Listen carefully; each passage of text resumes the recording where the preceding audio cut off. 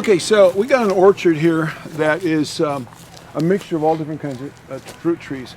So I'm going to go through and we've already started to trim some of these trees out. We'll look at a couple that we've done already, and then the guys here have already started to do some more, but there's more that needs to be done.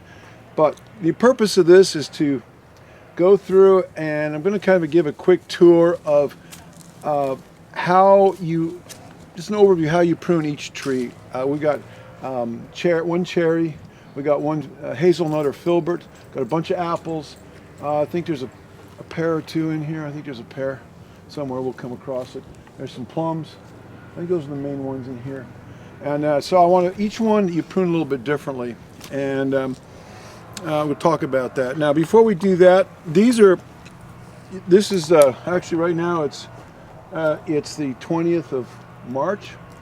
Things are a little bit early right now. We're a little bit early as far as this season. We've had really warm weather, and I just came out here in this field, and the gnats are out. When these are not biting gnats, but they're flying around. When they hatch, that's a sure sign that spring is here. They'll usually be out for about 2 or 3 days, and they're just a nuisance. But I don't know what purpose they serve, but they just get in your face. But like I say, they don't bite. But I always know that when the gnats come out, when you work outside like I have for all my life, I've been pruning fruit trees for 50 years. I started when I was a kid on the farm. And but anyway, I guess I'm kind of excited about the gnats. That means we've turned the corner. But yeah. Meanwhile, they're kind of a pain. So these are the tools of my trade. This is what I use. I'm an arborist. I have a tree care company, and I started pruning fruit trees on the family farm when I was about 8 or 9 years old, and so it's been over 50 years. And as an arborist, also every year we prune out a number of fruit trees. Some years I do a lot of fruit trees. Some years I don't do very many. I think this year we haven't done too many. We've maybe done a couple dozen or so. Actually, I took down a whole bunch of fruit trees just the other day. Got to try out a new chainsaw, MS 481, a brand new still. I'm a still guy. Everything's still, and that saw was like, I felt like Luke Skywalker with a lightsaber. The one it replaced was 24 years old, and it finally bit the dust. And this saw was like a third as light and twice as powerful. I couldn't believe it. Anyway, so but that was 2 days ago. I just basically took down an orchard. Although we did prune out 3 trees. She wanted to keep 3: an apple tree, a pear tree, and a plum tree. Anyway, so everything in the past I used to use loppers and hand pruners, which I still use a lot for fine pruning. But the 2 that I did a couple days ago, I did everything with this little saw here. This is the smallest saw that still makes. I don't know what it is, about $300 or $400, probably $400. Maybe it's $500. I don't know. I don't pay attention. I just need the tools I need. But this is a small saw they make that's gas powered, and it's literally a one-handed jobber, and it's got a pointy little tip on the end, so you can get in there and make really good cuts. I think that's the saw I used when I did those trees up there. I got a couple of these. And so anyway, this is really great for tree pruning. Now it's not good, this is an apple tree here. It's not good for pruning the fruit wood. That you need a hand pruners. But for getting all the top growth, and this orchard here was let go for quite a few years. This used to be an organic farm run by the Dennises. You see their name still down there. I never met them, but I remember them. I've been in this town for about 30, this is my 36th year. That's the old farmhouse up there, but this had been let go, I'm guessing probably for at least 10 years, maybe longer. And so we're kind of whipping this orchard back into shape. So this saw is great for taking out all the top leaders on the apple trees, the pear trees, and some of that. You don't want to use a hand saw if you don't have to. If you have to, you have to, but if you don't, you don't. And that's what I use. Beyond that, once I get all the thick wood out, I've got all the top growth, and then like here, this is an apple tree. This is really thick. Some of these branches need to come out. We'll talk about that. I use I get in there with this saw, and I cut all that stuff out. So this water sprouts, people think they're suckers, but actually the ones that go straight up, why they call them water sprouts, I don't remember why. But suckers are what comes up at the base of the tree, like there's a bunch of suckers growing up down there on the base of that. That's another apple tree. But water sprouts are what goes straight up off of an apple tree or any kind of a fruit tree, and then eventually you see some that are up on this tree here that are going sky high. Those all need to be cut off. So anyways, chainsaw is good for that. Once I get down to the pruning of the fruiting wood, then this is when I got so much stuff on my belt. There we go. I get down and I'm usually pruning like this. I often have, this is a Felco pruner. I only use Felcos. They're the best. They're Swiss made. You can use any pruners, but these are, and I like these long handled ones because I can get more leverage. I can get really, with this extended handle, this is a newer model. You can get some leverage and cut some really big branches. It's really important to have sharp tools, so I always carry a, I've got a, I have a little scabbard here that's got a couple sharpening things in there so I can sharpen my tools. This here is made by Corona. It's got high carbon steel, and I like to really put an edge on this. There you go. That feels pretty good. Do the sharp tools are so important. It makes the job so much easier, and it's a lot easier on your hands. What's that quote that says, "Give me 3 hours to chop a tree, I'll spend 2 hours sharpening the axe," and that's about right, or something. Well, I wouldn't use an axe unless you're going to cut it down. Then I'd use a chainsaw. Well, it was like, yeah, it was like an 1800s quote right, or something exactly. like that. Yeah, I have axes. I have axes, and I sharpen my axes so I can shave with them. Yeah. No, literally. You know, I mean, I'm not going to get a really good shave, but I sharpen my knives so I can shave with them. You know, the knives I have, I can literally shave, and I can put a piece. It really looks like it's working, Nathan. What's working? The shaving. Yeah. Now, I grew a beard long before it was popular, and it's a Bible thing. But anyway, and then I have when I'm pruning these kind of things, I'll have these two things in hand for the bigger branches like this, and then for doing the fruiting wood. But we'll get into that later. I'm going to put this chainsaw aside because I'm not going to be using that here. So let's walk around the orchard, and both of you guys, I've given you some lessons on pruning apple trees, because that's most of what we have. That orchard over there, I think, is all apples. Yeah. I haven't walked through because they're blackberries, but now we can because you guys have done a great job of clearing it out. But each tree is a little bit different. So there are some basic principles that are still the same for all fruit trees, for all pruning of anything, whether it's grapes like that or over there or whatever. But and I'm making this video because I'm going to put it up on my tree service blog. Well, it'll go on my blog, but it'll also go on my YouTube channel. Yep. But I always like to weave the gospel in here a little bit. I like this orchard because this orchard, first of all, you guys have done a lot of really good work, and of course a year ago or last spring when we did this, this place was really rough. I mean, there was branches all over it. You guys have cleaned it out. I know Josiah's done a lot of work in here, and that's really cool. It's looking a whole lot better. And even what you have done, we've pruned out 3 trees, but even what you have done, it's going to make a difference. You're going to improve the quality of the fruit just by cutting the top stuff out, because that means the tree is going to be, instead of diverting energy. So I'm giving you a whole lot of stuff here.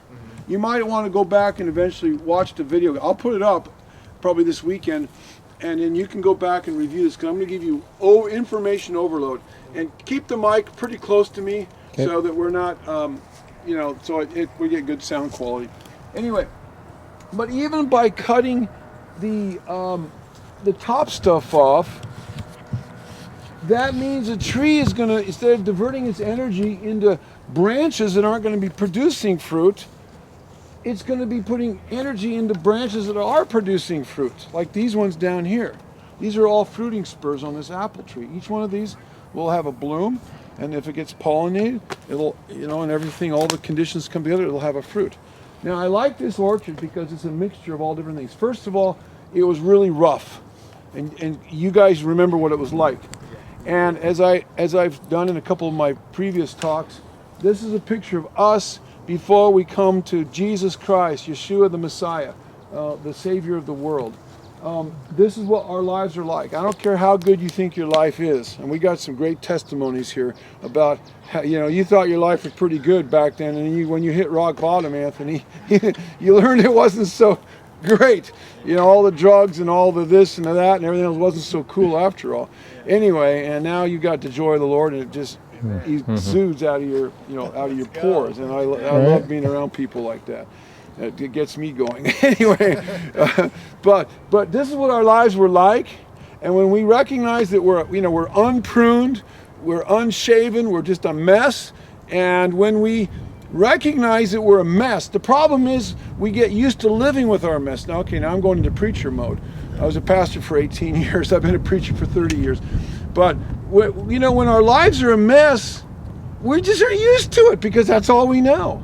And everybody else, we're hanging out with other people's lives who are a mess, right? And it's all normal to us. And we see somebody like, that's lived a clean and a straight life and go like, that's no fun. Why would I want to be like that? They're not partying, they're not getting STDs, and they're not, they're not having hangovers, and they're not, sleeping with all these different people and having, broken hearts and emotional wreck, and they don't have a broken family. I feel like, why would I want to be like that? Well, when you come to your senses, you go like, why would I not want to be like that? I don't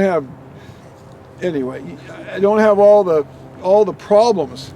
Anyway, not that, look, life is a problem, but it's a lot easier when you got a compass to follow, and you got a path to follow, and you got a book to follow called the Book of Life, a Bible. You've got somebody that's gone ahead of you that can lead the way, called Jesus Christ, or I like to use his Hebrew name, it's Yeshua. In English is Joshua. Don't get me going on how we ended with Jesus. That's through Hebrew to Jesus, into Latin, and then into English. I like to go straight back to the bedrock of truth, and his name is Yeshua. That's what his mom would have called him. But anyway, regardless, he knows who you're talking about, and that's a great thing. Regardless of the language, he knows the language of your heart, and that's what's most important. But that's how our lives were like. And that's why this orchard is so beautiful, because like that tree, let's walk up here to this tree that Anthony helped me prune out. Well, I think I did most of it, but this tree here, this is Anthony's tree. I sure did. And he's finally got his name on it, finally. Good, Anthony. But this tree... Oh, y'all saw a sign? Huh? You saw a sign on there? Yeah, I did. Yeah, this tree, this is going to bear some really good fruit. This tree was horrendous. This tree last year when I did, oh great, the wood burning thing was good. That was a great idea. Yeah. Held out for the It good took side. it took you a while to get up to speed, but that's a great. Okay, let me just say something about this apple tree. This apple tree was so thick, I literally had to cut my way into it. I could not get up into it. I took off probably 75% of that tree. Oh. And it had branches going up probably as tall as that one and more. See how thick that tree is? This tree was 3 times thicker than that. Oh, yeah. That was a good tree representing you. Yeah, This tree is going to bear a lot of fruit. There's just a broken branch. Just pull that off. This tree is going to bear a lot of fruit. We cut down a lot of the foliage, and we got it all in a weeping fashion, which is really, really important because you want the fruit to be down where you can reach it on the apple trees, actually all the trees pretty much. And also when an apple tree, that's interesting, when an apple tree, generally speaking, apple trees primarily bear on fruit wood, the branches that are bent down. Oh boy, we could preach that one. You know where I'm going with this? When you're tall, standing up straight and tall, the Lord can't use you. You're not going to, in your own pride, in your own whatever, hubris, machismo, carnal nature, I don't need the Lord. I don't need Jesus. I don't need the Bible. Yeah, well, you're a mess and you can't figure it out. Well, when we begin to humble ourselves and recognize we have a need and bend ourselves down, That's when we can start to bear fruit. Apple tree is a great thing. You know, in the 12-step program, some of you maybe been through it. I don't know. I never have, but I know I've talked to people that lead it, and the hardest step number one is to admit you have a mistake. Admit you have a problem and you need help. And this apple tree admitted it. Well, I don't know if it admitted it, but I admitted it for it. It had a problem. It wasn't bearing very good fruit. So we pruned it, and now it's going to direct all of its energy into these fruit-bearing branches, and it's going to bear big, beautiful fruit. Before, it would have been all these little tiny apples, and well, it would have been wormy and all that stuff. And it still might be wormy. That's another issue. But they're going to be there's going to be fewer fruit, but they're going to be better quality. We like worms. Huh? We like worms. Yeah. Yeah. That reminds me of the joke. What's worse than eating and finding a worm in your apple? Finding half a worm. Anyway. That's good. So, when apple trees, since we're talking about apple trees, we prune apple trees so we want to thin them out so they get a lot of light and a lot of air circulation. Oh gosh, that preaches. Light is a picture of Jesus, Yeshua. He's the light of the world. You know, he said, I'm the light of the world. He's the Son of Righteousness, S-U-N, as it says in Malachi chapter 3. You know, light is a picture or a biblical metaphor for truth. And air, I mean, that's like the Ruach. That's the Pneuma. That's the Holy Spirit. We need the Word and the Spirit. We can have the Word, but if we don't have the Spirit to quicken the Word of God, the Bible, the Word to our hearts and our minds, we're not going anywhere. We can have the Spirit, but if we don't have the truth, we're going to be just all over the place. We need both the Spirit and the truth.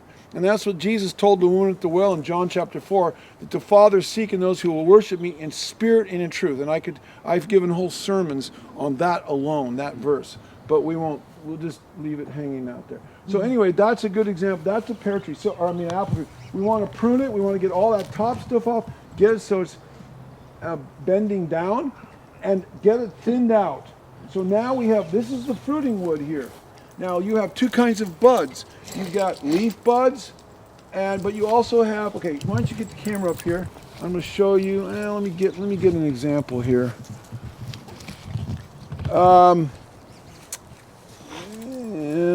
It hasn't started to bloom yet. It's going to be a lot easier when it starts to bloom. But you've got buds that will produce flowers and buds that will produce leaves. The buds that produce the flowers, like here's a leaf bud, and they lay really flat to the surface. But the buds that produce the flowers, which then produce fruit, stick out a little bit more. And actually, some of these, we dissect this a little bit. I hate to do this, but I'm going to do it anyway. This is probably, there might be a flower in there. I don't know. I don't have my glasses on. There's leaves. When they open up, some of these are leaves, and there might be a flower. I don't know. Anyway, you have leaf and flower buds. I'm seeing all leaf buds, but I think some of these are going to open up into. I never pay that much attention. Anyway, it will flower, but you have leaf and flower buds. So that's a whole other discussion. You know, you want to prune so that you get as many flower buds as possible, because that's where your fruit is going to be. Now, one thing about an apple tree is very forgiving, and you know they just love to bear fruit. And even if you do a bad pruning job, they will still bear fruit, as long as you don't cut off all the flower buds. Anyway. Let's talk about, there's so much more I could say, but let's move over here. These are all apple trees. Okay, let's go over and take a quick look. This is the only cherry tree on the farm. And this cherry tree, we really thinned it out. Alan has got his name on it. And it's going to produce a lot of fruit, but the fruit's going to be way up there, where you can't reach it, unfortunately, unless you're a good tree climber, and then it's out on the branches. So this tree's been let go. Ideally, what should happen to this tree, you got to be able to reach the fruit, and you need on cherry trees you often need a fruit ladder. Tallest fruit ladders they make are 16 feet. I've got one on top of the truck over there. And you want to get the fruit down where you can reach it. Ideally, what this tree should happen to this tree should be basically almost cut off at the stump. Probably be, I know this is very Cherry wood. radical, but it has been let go. It needs to be cut off all the way around here and let new shoots come up and retrain them. You can't reach that fruit. Yeah. It's pointless. It's for the birds. Yeah. So, at some point in time, That's where that saying comes from. It's for the birds, not us. yeah, maybe so. My mom Yeah, I always don't says know. that. Yeah. But I have done this Enjoy with, birds. with big mature cherry trees like this, where I literally cut them off at the, right at certain places, and they just sprout up, and then you have a new tree, and you can keep it to, 10, 15, 20 feet or whatever. Okay, this here is a pear tree. This tree needs to be cut out. This tree hasn't been pruned on, or if so, very minimally.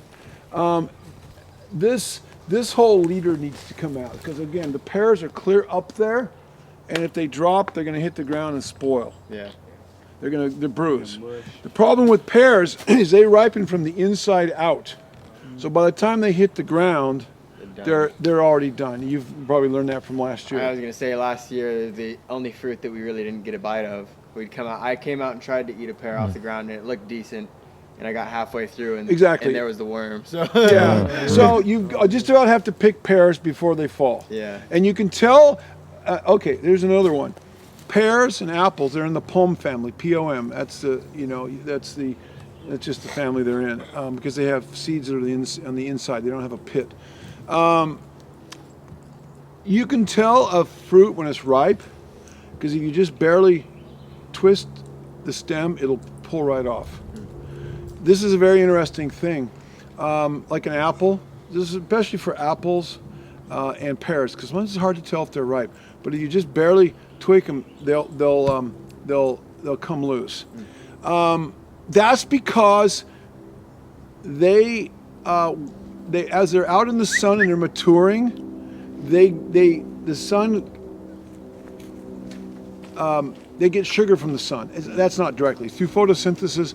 The leaves produce sugars, and then the sugars go into the fruit. And when the fruit has been out in the sun, whether it's any kind of a fruit, when it gets to that point where it's full of sugar and it's the sweetest and the ripest, that's when it's ready to fall off, and that's when it's ready to pick. Now, it's really good that you're putting chips down here, and the more chips, the better. We'll get you lots of chips because now with the apples, it's all right to let them drop. If you have lots of wood chips that are about 4 or 5 inches thick, they will drop on the wood chips and they will not bruise. And you don't have to pick the apples. You can just go out and pick them up every day, and that will be the maximum sweetness. They will be at their maximum sweetness. When they are ready to drop, they will be at their maximum sweetness, and they will drop on the ground.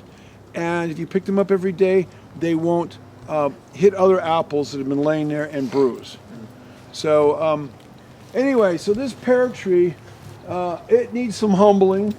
It needs to be, that whole top needs to come out because you can't reach the pears up there. And then again, with a pear tree, you want it to be low enough where you can kind of reach it. And pears, again, you got to, like Anthony was saying, you got to pick them before they drop. Otherwise, they're going to be rotten on the inside. So you want them to be able to be reached. So I would take this whole trunk out, and then all these other ones, I would cut them down like this one here. I'd cut this whole top thing off, and I'd let some of these new ones come out because they're clear up there. You can't reach them. This here, you know what? I'm wrong. This is an apple tree. What am I thinking? It's still true though. You prune pear trees very similar to apples. Okay, I wasn't looking at this very closely. This is actually this is just a ratty old apple tree. But I'd still take this center trunk off. I didn't look at the bark very well. There's a pear tree over there. How did the bark distinguish apple to you? Pear trees. Well, there's an apple tree that's pretty smooth. This bark is a different kind of apple. It's a little more scaly. A pear tree has, I can tell by looking at the fruit or by the branches, but Yeah. Notice on this pear tree. Let me double check, make sure it's not an apple. This may be an apple too. I think it is. Now I get closer. Cause don't we have any pears? I know there's a pear down there. These two are pears right here. I'm thinking that this one is a pear. Is it? Because this one's certainly a Boy, pear. you're stumping the expert now. We'll cut it up. Yeah, this one certainly is a pear. Because I Yeah. remember trying to Yeah. get pears off of this one and the far one right in this You know, same these have row. been let go so long. I think you're right. Yeah, because this is a pear shoot here. That's a pear shoot. I can tell that. This is a pear. Pear shoot. Yeah, there you go. And I think this is a pear. Now I'm looking at the shoots. Yeah, these are pears. Yeah, you know, sometimes tree identification when the leaves are off is not always easy. Even experts and foresters, you know, you get out. What's the difference between a silver fir and a subalpine fir and some of these? It gets very tricky. Anyway, so I think this is a pear. But anyway, the principles are still the same. Hey, good job. Would you jump up there? Pretty good. Just say yes. You're ready for the Olympics. Yeah, what's wrong? So anyway, we want to get the branches so they're drooping down so we can reach them. So I just take everything down to whatever I can reach, you know, and let these begin to droop down and let this trunk put its energy into that. But you want to get all that top stuff down and open them up so you get lots of air. This tree isn't real thick, so that's okay. We pruned this one out. This is Josiah's tree. Where's your name tag, Josiah? We pruned this one out. Was this the one we did for you? Or was it that one? I don't It know. was Maybe it was another one. yeah, it was one of the skinny ones. Okay. Towards the middle. He was out here doing this one the other day. though. Okay. So here's a pear tree. Yeah, Here's that- another that pear one right tree. there. This is, I know. So that whole top needs to come out of there. See that? Right up in there. I need a pointer. But that whole top needs to come out, and we need to just get it down so that, and then some of these branches actually Where will would you get. cut it? I would cut it. Here we go. Some of them have broken off. I would cut it about. Actually, you probably could cut it right up in here, because you got some branches drooping down here. Okay. Cut out the deadwood. You always cut out deadwood. That mostly looks like deadwood. Yeah, there's a lot in it. It's just dead. But I would cut off. I would leave these guys that are drooping down because you can still reach them with a ladder. But the ones that are shooting straight up, get rid of them. How do you confirm it's deadwood or not? First of all, if it's brittle, Brittle. Yeah. that's dead. Number two, you take your knife that you have. You always have a knife with you. I know it's not politically correct, but I don't care. I use a knife every day. And I got a couple. is it green, or you can take your fingernail. Oh. Is the wood underneath green? It's not a good thing to do, but see, that's live wood. Whereas when a branch is dead, you scrape it. It's just there's no green in there. And also, dead wood is always going to be crackly. Often the bark will be flaking off, and it'll be brittle. So that's the easiest way. Just do this fingernail scrape test, or the if you have a pocket knife or something, or you use your pruners and just scrape a little bit of bark off. This orchard. Let me just tag this base. This orchard has a lot of different kind of fruit trees. As I started to say a couple times before, I like this orchard because each person is an individual. You know, we are all made in the image of God, the Bible says, and yet each person is a unique individual. Each person is beautiful. That's because God, or Elohim, again, I like to use the biblical Hebrew names. He is so multifaceted. He can be whatever he wants to be, to whoever he needs to be, without changing his values, his standards, his word, his laws, his commandments, his character. And we are all different individuals. Some of us, different skin colors. We come from different ethnic backgrounds, different cultural backgrounds, different body shapes and sizes. There's male and female, different colors of hair. All this stuff. And yet, we can still be a reflection of Him, and we can still be unique individuals at the same time and adhere to His word, and that's what brings us together is the commonality as being made in his image, and then having his word, his standards, his ethos, his character in our being. And that's the ultimate, that is the ultimate unification of the human race, without losing individuality and the beauty of diversity. To be lined up with the Bible and yet be, I've traveled to a number of countries, I know you've traveled, and you see different people in different countries with different, the way they dress, their music, their dance, as long as it's godly, it's not carnal and demonic and that kind of thing, it is beautiful. I love the cultures, it's just fantastic. Again, as long as it's biblically oriented. And there's room for a lot of people. Israel had 12 tribes in it. 12 tribes of Israel. The Jews were one tribe, and there was Ephraim and Manasseh and Benjamin and Naphtali and Asher, and there were Simeon and Shimon. There were all different tribes, and each one was a little different, and they were beautiful. But they were all the 12 stones in the breastplate of the high priest, the Kohen Hagadol, in the tabernacle of Moses. So they were all, each was a beautiful stone. And the New Jerusalem is made up of many different stones in it.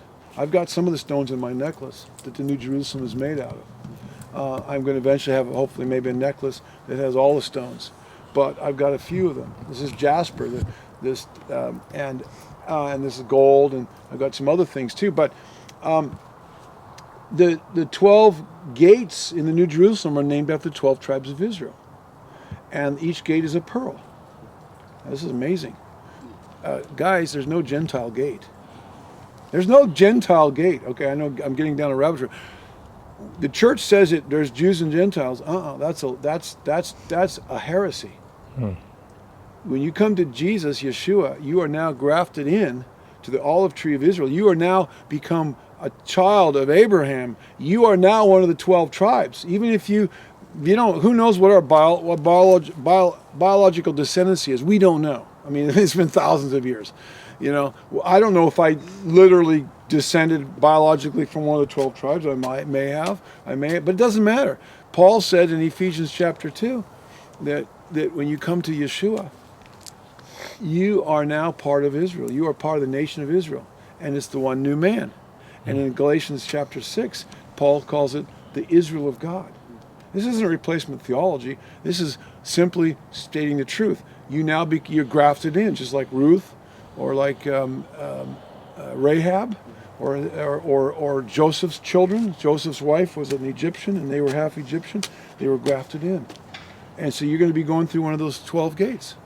So all these fruit trees all are a picture of the diversity within the kingdom. And I'm not talking about moral diversity. I'm not talking about diversity of well, I'm a this, and I'm a homosexual, and I'm a pervert, and I'm a Satanist, I'm a Buddhist. I'm not talking about that. I'm talking about diversity within the context of the Bible. Okay? And there's a lot of room for expression and diversity. It's beautiful. Okay, let's get back to the fruit trees. Well, that does relate. Like these here, here's another apple tree. These will need to be cut off. And I know you didn't cut them off because you don't want to crash that little shack over there. It probably wouldn't take much to crash it. It's sturdy. Okay, let's go into some of the plum trees. We talked about the cherry trees and the apple trees and the pear trees. We got some plum. Oh, there's a hazelnut in here. Where's the hazelnut at? Where's I don't know which one that is. It's come on, I know it's here. I saw it the other day.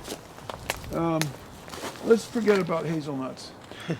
There are basically with hazelnuts, you just want to thin them out, and the fruit drops, the nuts drop. You just want to thin them out so that they're not overly thin, but just so the fruit can develop, basically. And look, we want to get air and light to the flowers. We want the bees to be able to get in there, and we want the fruit to be able to develop without it, like on the apples and the pears. If you got too many buds all together, guess what? You're going to have a bunch of fruit trees all competing for this, or a bunch of apples or pears all competing next to each other, and they're going to be squeezed up against each other, and they're going to be misshapen and scabby and that kind of thing.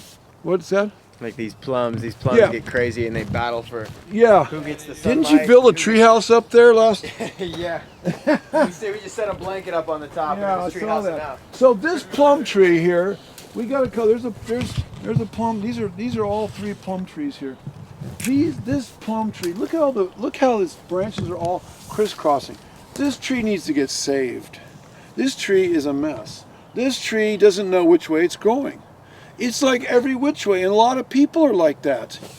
A lot of people don't know if they're coming or going. They've lost their direction in life, and they've got, 1 minute their emotions are taking them this way. 1 minute some philosophy's taking them that way. 1 minute they're into this religion, and they're into this woman, and into that guy, and into this fantasy, and this thing. It's like, man, get your life together. Figure out who you are. This tree needs to be thinned out. It needs to get saved. So look at all the crisscrossing branches. Look at this branch. Okay, another thing.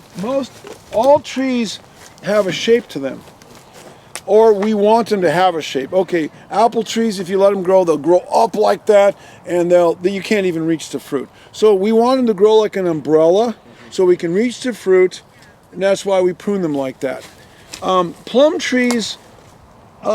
You want to be able to reach the fruit, and right now this is kind of high, so I would want to get the tree down to probably about 15 feet or so you can get it with a ladder. And here's a dead one. See, you can tell it's dead. There's nothing on it. That needs to be cut off. But look at these branches. Look at the shape of the tree, and then just kind of look back and say, which way does this tree want to grow? And start removing branches that go in the opposite direction of the way the tree wants to grow. For example, look at this branch here. That branch starts here and it goes clear over there, and it makes a 90-degree turn, and it heads over this way, and it goes up there. It's looking for the light. Okay, that'll preach, guys. You know where I'm going with this one. A lot of people are wandering around in the darkness, and they don't know where the light is, and they're looking here for the light. They're looking here for the light, and they're looking here for the light. This is why trees are such a good analogy for people. This branch starts here. It should have followed this example of this branch, and it's reaching out, but it goes like, well, I'm going up here, and this branch went the right direction. This guy took the left turn in life, and that went that way. And then he couldn't find the light over there, so he went up there, and finally he found the light. And guess what? He got to the light, but now his life is a mess. He's all crooked. What is that a picture of? It's a picture of this. A lot of people are searching for the light. They're searching for the sunlight, S-O-N, light. And they got to go here, and they got to experiment with this sin, and then they got to experiment with that sin, and then they got to go try that religion, and then they got to go get this philosophy, and they got to go over here. And meanwhile, they get to be 30 or 40 years old or whatever, and they got a baby with this gal, and they got a kid with that one, and a kid with that one, and they're paying child support, and they've done drugs and all that, and they're 30 years old and they look like they're 50. I mean, it goes on. You see them. Yeah. You see these people walking on the streets of some of the cities where we live, and it's sad. And they're living in a mess. And when they finally, a lot of them have lost their teeth, and they're a mess, and they don't, they're driving an old car, and they're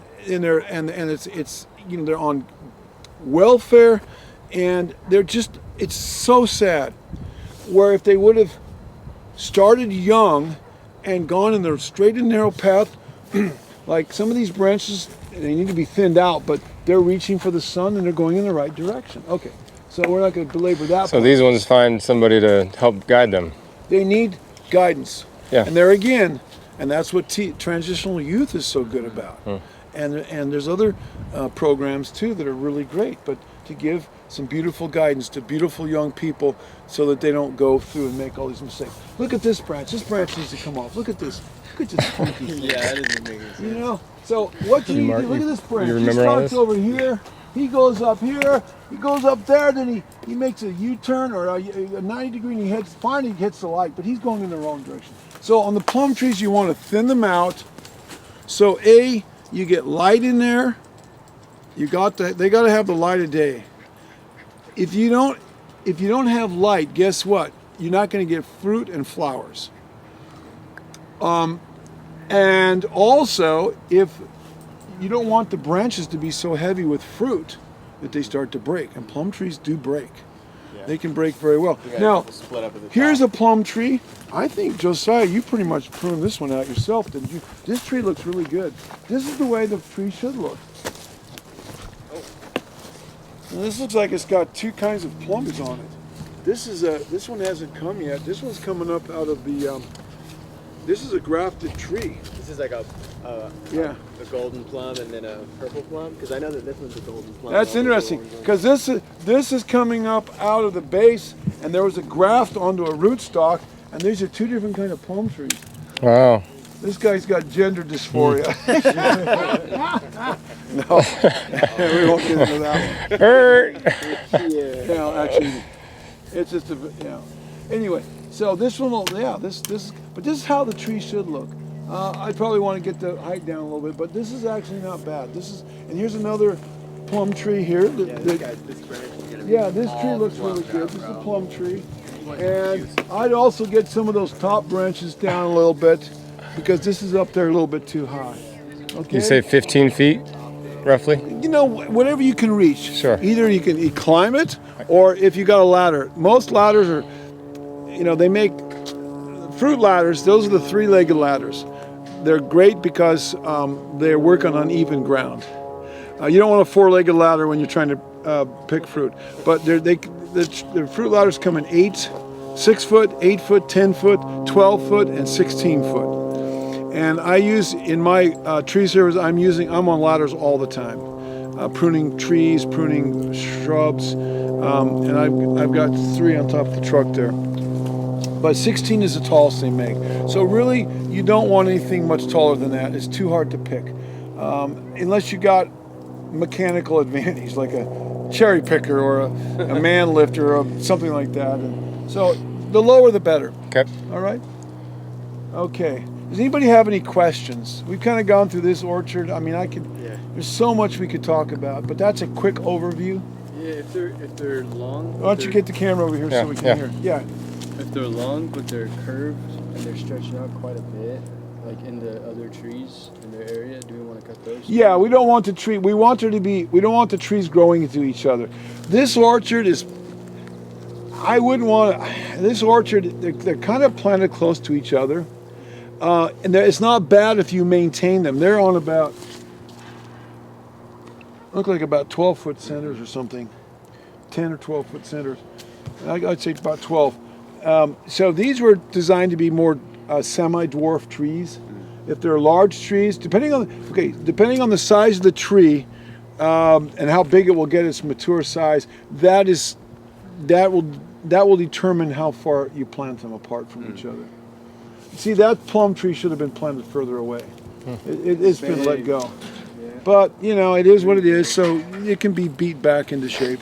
Yeah, we'll do most of our fruit picking up through the top, go climb to the top of it, and last season there was all kinds of big, beautiful fruit up at the top, but then around the bottom, because it's not getting any light. Yeah, exactly. There you go.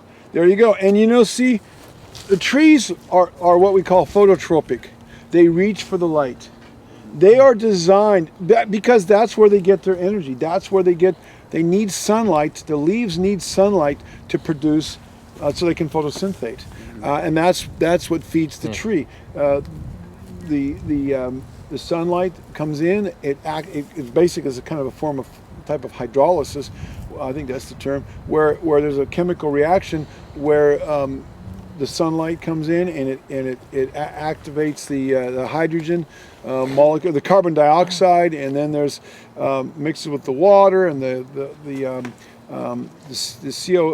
carbon dioxide. One of the oxygens pulls off, and then you got water, and it uses the oxygen for what's called respiration, which produces food. It's in each leaf there is like about 6 or 8 levels. This leaf is very, very thin. It's a very small leaf. They're just starting to leaf out.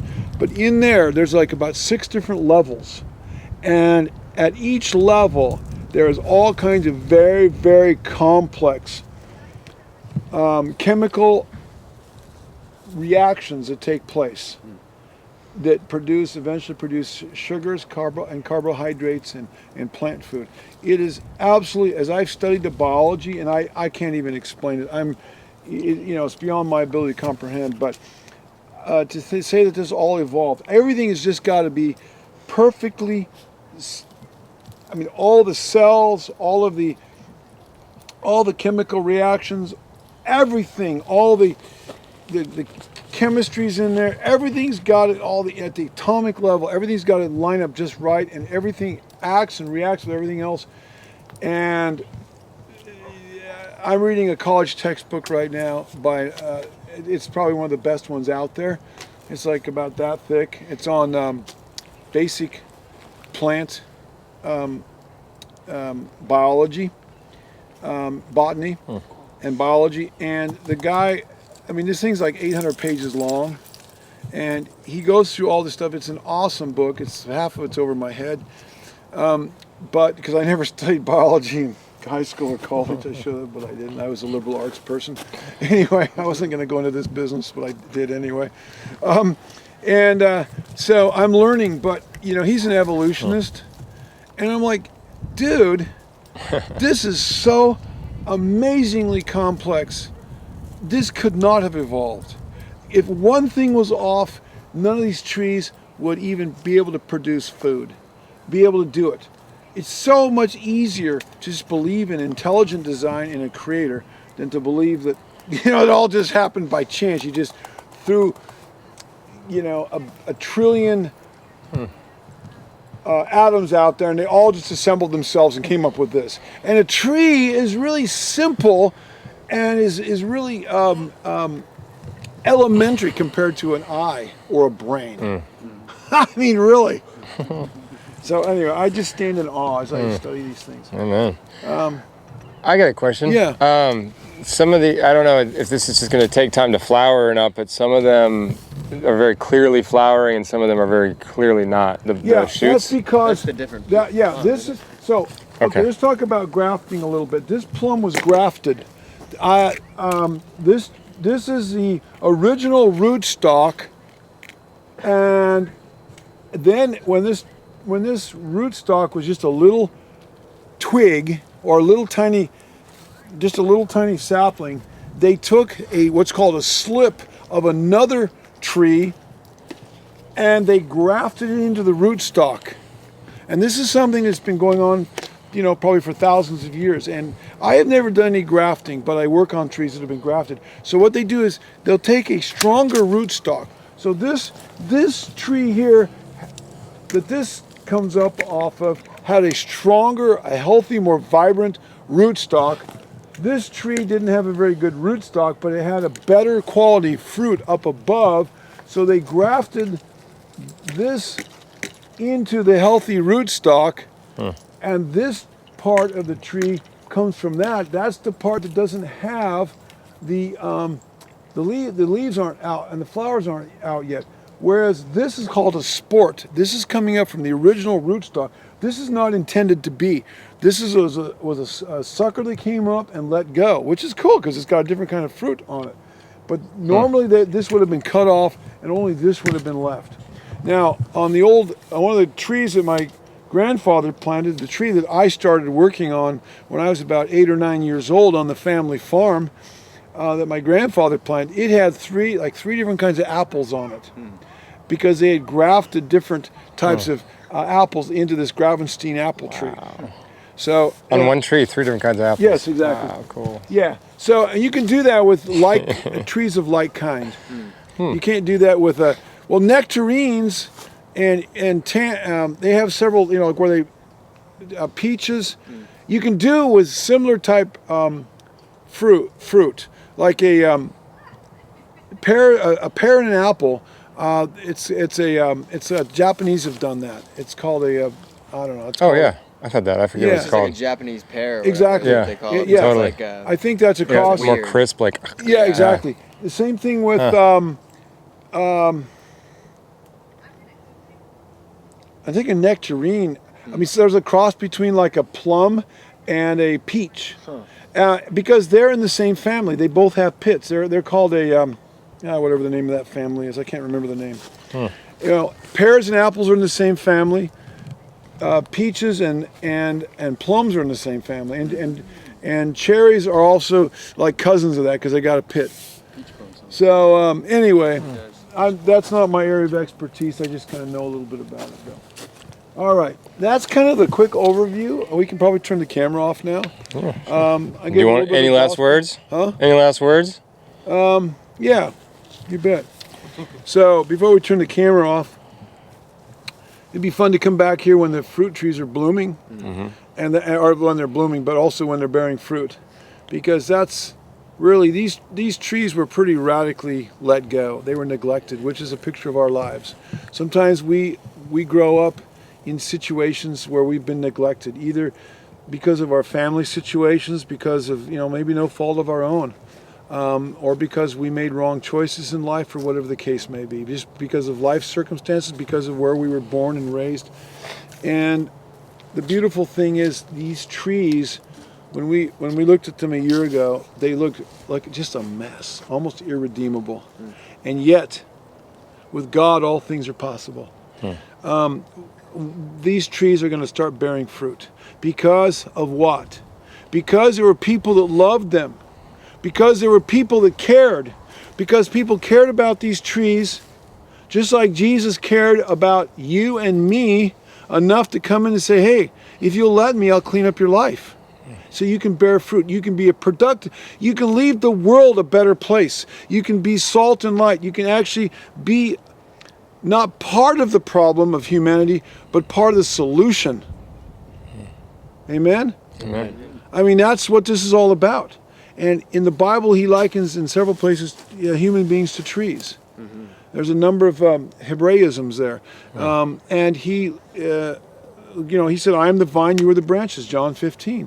When we're plugged into him, and he's the source of light. In Psalm, source of light and life and everything. In Psalm chapter 1, about the tree planted by the river of water.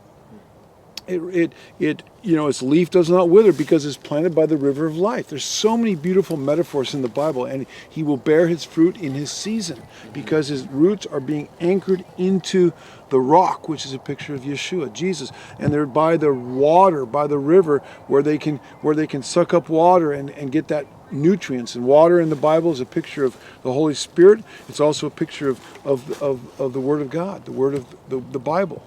The truth from Genesis to Revelation. So this is what he wants to do with our lives. But the problem is, we are our own worst enemy. Our own stubbornness, our own pride, our own laziness, our own we love our sin and we don't realize how much of a mess we really are. Until one day we wake up at the bottom, and a lot of people go to the top to reach the bottom. So this is the hope. He's taken the foolish things of the world, you and me and everybody, and he's going to use them to confound the wise and bring glory to his name, just like these trees. Amen? Amen.